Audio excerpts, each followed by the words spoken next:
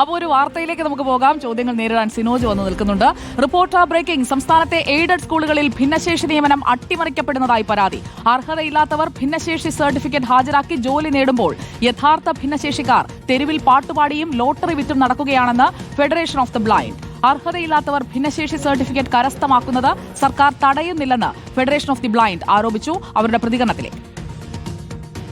നമുക്ക് വേണ്ടി പ്രവർത്തിക്കേണ്ടതാണ് ഭിന്നശേഷി കമ്മീഷൻ. നമുക്ക് വേണ്ടി മാത്രമുള്ള കമ്മീഷനാണത്. ഭിന്നശേഷി കമ്മീഷണർ ഭിന്നശേഷി കമ്മീഷണർ എത്തുന്ന ഒരു പ്രസ്താവനയോ ഇതിന് അന്വേഷണം നടത്തണമെന്ന് യാതൊരു വിധ വാർത്തയും ശ്രദ്ധയിൽപ്പെട്ടിട്ടില്ല. മാധ്യമങ്ങൾ കൃത്യമായിട്ട് ഇത് റിപ്പോർട്ട് ചെയ്യുന്നുണ്ട്, പക്ഷേ സർക്കാർ ഏജൻസികൾ ശ്രദ്ധിക്കുന്നില്ല എന്നതാണ്. ആരോഗ്യ വകുപ്പ് എന്ത് ചെയ്യണം? യഥാർത്ഥ ഭിന്നശേഷിക്കാർക്ക് തന്നെയാണ് ഈ പറഞ്ഞ മെഡിക്കൽ ബോർഡ് കിട്ടുന്നതെന്ന് ആരോഗ്യ വകുപ്പ് ശ്രദ്ധിക്കേണ്ടതായിട്ടുണ്ട്. ഇപ്പോൾ ജന്മന വൈകല്യമുള്ള ആളുകൾ വെറുതെ വീട്ടിലിരിക്കുകയാണ്. അവർ റോട്ടിൽ പാട്ട് പാടുകയാണ്. ഈ ലോട്ടറി വിറ്റ് ഉപജീവന മാർഗം നേടുന്ന ആളുകൾക്കും യാതൊരു രക്ഷയില്ല.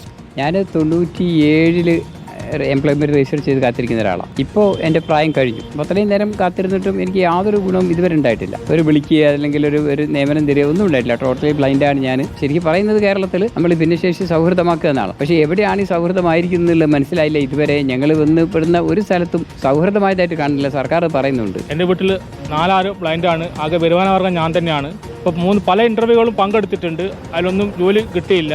അപ്പോഴാണ് ഇപ്പോൾ നമ്മളെ പേരും പറഞ്ഞ് വ്യാജ സർട്ടിഫിക്കറ്റ് ഉണ്ടാക്കി ജോലി സാധ്യതകൾ തട്ടിയെടുക്കുന്നത്.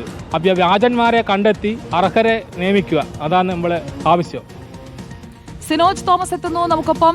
Sinoj Thomas, welcome back and good morning. അർഹർക്ക് ജോലിയില്ല, അനർഹർക്ക് വ്യാജ സർട്ടിഫിക്കറ്റുമായി എത്തി ജോലി കൊടുക്കുന്നു. ഇത് എന്തൊരു വകുപ്പാണ്? എന്താണ് അവിടെ യഥാർത്ഥത്തിൽ നടക്കുന്നത് സിനോജ്? സുജയ പാർവതി, സർട്ടിഫിക്കറ്റ് വ്യാജമല്ല, പക്ഷെ ആ സർട്ടിഫിക്കറ്റ് വാങ്ങുന്ന ആൾക്ക് അതിന് യോഗ്യതയുണ്ടോ എന്നാണ് പരിശോധിക്കേണ്ടത്. കാരണം ഈ ഭിന്നശേഷിക്കാർ രംഗത്ത് വരാനും കാരണം അതാണ്. പോലീസിൽ പരാതി നൽകിയിരുന്നു. നമ്മൾ ഉൾപ്പെടെയുള്ള മാധ്യമങ്ങൾ ഇത് റിപ്പോർട്ട് ചെയ്തതാണ്, സർക്കാരിന് ശ്രദ്ധയിൽ വന്നതാണ്. പ്രത്യേകിച്ച് കോഴിക്കോട് ജില്ലയിലാണ് തട്ടിപ്പ് നടന്നത്.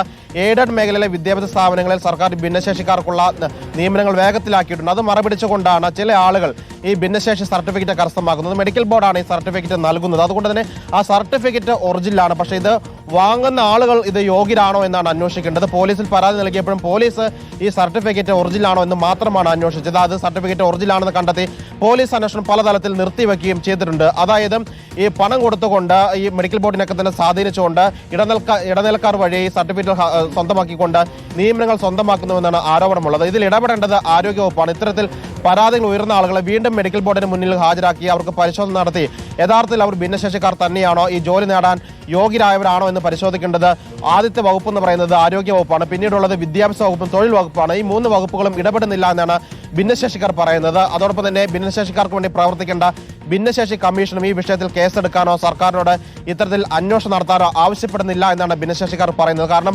പൂർണ്ണമായും കാഴ്ച വൈകല്യമുള്ള അല്ലെങ്കിൽ ഭിന്നശേഷിയുള്ള ആളുകൾ ഇപ്പോഴും ജോലിക്ക് വേണ്ടി കാത്തിരിക്കുകയാണ്. അവർ വർഷങ്ങളായിട്ട് എംപ്ലോയ്മെന്റ് ഈ എക്സ്ചേഞ്ചിൽ രജിസ്റ്റർ ചെയ്ത് ജോലിക്ക് വേണ്ടി കാത്തിരിക്കുമ്പോഴാണ് പിന്നീട് വന്ന ഈ സീനിയോറിറ്റി മറികടന്ന ചില ആളുകൾ ഇത്തരത്തിൽ വ്യാജ രേഖകളൊക്കെ തന്നെ തയ്യാറാക്കിക്കൊണ്ട് മെഡിക്കൽ ബോർഡിൽ നിന്ന് ഈ സർട്ടിഫിക്കറ്റ് ഹാജരാക്കിക്കൊണ്ട് എയ്ഡഡ് മേഖലയിൽ ഈ വിദ്യാഭ്യാസ മേഖലയിൽ ജോലിക്ക് വേണ്ടി എത്തുന്നതെന്നാണ് ആരോപണം ഉയരുന്നത്. ഏതായാലും സർക്കാർ ഈ വിഷയത്തിൽ അടിയന്തരമായി ഇടപെടണമെന്നാണ് ഭിന്നശേഷിക്കാർ ആവശ്യപ്പെടുന്നത്. സുജയ, ഓക്കെ, ആ ഇടപെടൽ തന്നെയാണ് നമ്മളും ആഗ്രഹിക്കുന്നത്. അർഹരായവരൊക്കെ ജോലിക്ക് കയറട്ടെ. അവരൊക്കെ ലോട്ടറി വിറ്റും മറ്റ് തൊഴിലുകൾ ചെറിയ തുകയ്ക്ക് ചെയ്തുമൊക്കെ അവരൊക്കെ ഇങ്ങനെ നമ്മുടെ മുന്നിലൂടെ നടക്കുമ്പോൾ അവർക്ക് അർഹതപ്പെട്ട ജോലിയാണല്ലോ ഇവരൊക്കെ തട്ടിയെടുക്കുന്നതെന്ന് ഓർക്കുമ്പോൾ ഒരു വിഷമവും തോന്നുന്നു.